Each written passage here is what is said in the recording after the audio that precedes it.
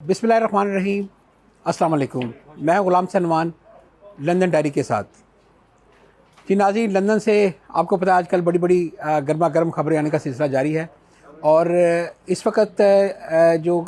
साबिक़ chief justice of Pakistan काजी फ़ाइज़ ईसा साहब की गाड़ी पर जो उस वक्त हमला हुआ, उस हवाले से ताज़ा तरीन सूरत हाल ये है कि पाकिस्तान के जो हाई कमिश्नर हैं डॉक्टर फैसल, इन्होंने यहाँ पर फ़ॉरेन ऑफिस को भी ख़त लिख दिया है और पाकिस्तान हुकूमत पाकिस्तान को भी ख़त लिख के तमाम सूरत हाल से जो है वो आगाह कर दिया है। अभी कहा जा रहा है कि जैसे ही FCO की एडवाइस आएगी कि जिन लोगों ने काजी फ़ाइज़ साहब की जो गाड़ी पर हमला किया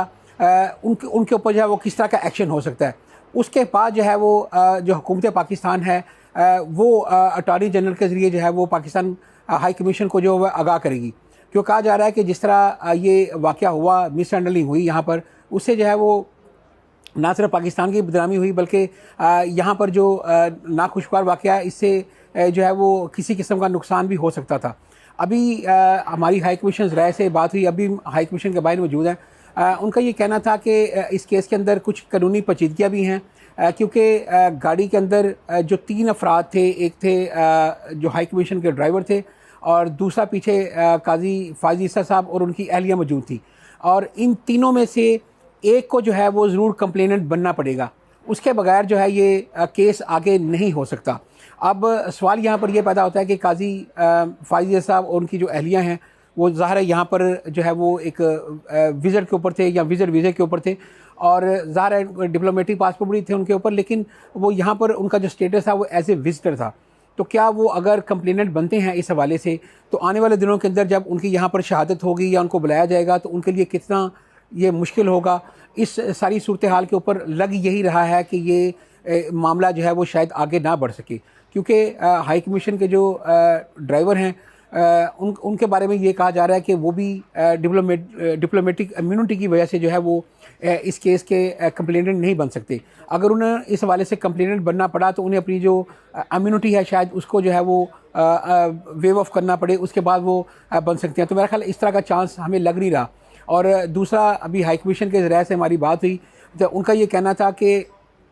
वजारत दाखिला जो है वो जो भी एडवाइस जो है वो हाई कमीशन को भेजेगी, उसके बाद जो है वो उस पर अमल किया जाएगा और उस हवाले से आइंदा का जो है वो एक्शन किया जाएगा। और हमारा ज़राए ने हमें ये भी बताया कि जिन लोगों को आइडेंटिफाई किया गया है उनके पाकिस्तान हाई कमीशन के अंदर जो नादरा के अंदर उनकी जो तस्वीर हैं उसका भी जो है वो आप कह सकते हैं कि पोस्टमार्टम कर लिया गया है। तस्वीरों के बाद जो है वो वजारत दाखिला की हिदायत पर जो है हाई कमीशन ने ये फैसला किया है कि उनके नाम भी सबके आइडेंटिफाई कर लिए गए हैं, उनके ID कार्ड जो हैं वो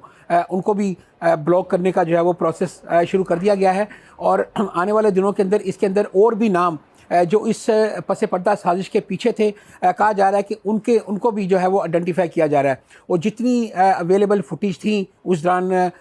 जो एहतजाज के दौरान, उसके बाद जो एहतजाज के बाद ये जो गुंडागर्दी जो है वो काजी फ़ाइज़ ईसा की गाड़ी के ऊपर की गई, क्योंकि प्रोटेस्ट जो है वो तकरीबन 7 साढ़े 7 बजे जो है वो ख़त्म हो चुका था। उसके बाद ये वाला जो सिलसिला है ये तकरीबन रात को 10 बजे के बाद जो है वो शुरू हुआ, जब चंद जो शर्पसंद नासर हैं वो वहाँ पर उनकी गाड़ी का इंतज़ार करते रहे और जैसे ही उनकी गाड़ी बाहर आई तो उसके ऊपर बाकायदा जो है उन्होंने